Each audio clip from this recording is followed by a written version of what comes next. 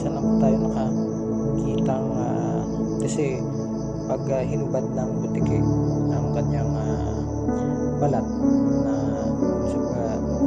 natatanggal na, kinakain po nila yan. Hindi mo po yan makikita o makukuha. At swerte po tayo, nakakuha po tayo ng kanyang balat. Tingnan niyo yung balat niya, parang balat ng ahas din, nagbabalat. Pero ito talagang mabisa at bihira lang tayo makakuha. Ilagay natin to sa garapa. Ito ay mabisa po ito sa gamutan. Lagyan natin ng gamot at pampahid po ito sa mga ginagawa ng mga